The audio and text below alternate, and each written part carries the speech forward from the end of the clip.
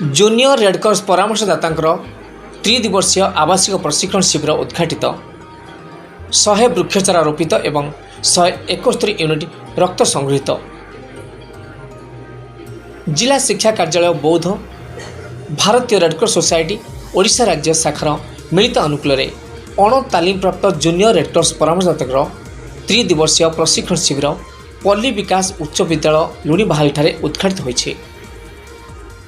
जिला शिक्षा अधिकारी टेमलाल दुबे अध्यक्षतार आयोजित प्रशिक्षण शिविर में मुख्य अतिथि भाव बौद्ध अतिरिक्त जिलापाल अनिरुद्ध प्रधान, सम्मानित अतिथि भाव जिला परिषद मुख्य उन्नयन अधिकारी प्रभास चंद्र दंडसेना, बौद्ध बनखंडीय अधिकारी देवप्रिय कंप, अतिरिक्त जिला जनस्वास्थ्य अधिकारी डॉक्टर शांता निवेदिता, अतिरिक्त जिला शिक्षा अधिकारी चूड़ामणि बारिक, बौद्ध गोष्ठी शिक्षा अधिकारी उपेन्द्र कुमार प्रधान, हरभंगा गोष्ठी शिक्षा अधिकारी हाड़ीबंधु बेहरा, कंटामूल गोष्ठी शिक्षा अधिकारी अशोक भूषण माली प्रमुख योगदान देते।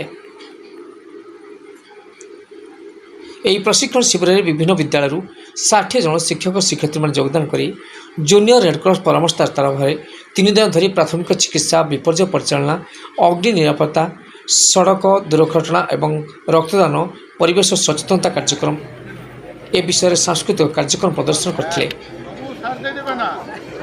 बौद्धरू आबू खान को रिपोर्ट।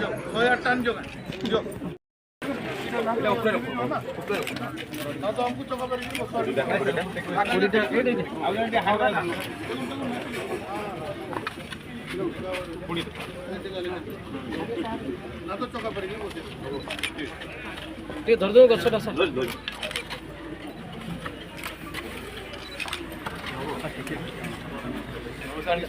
कंडी दे दो।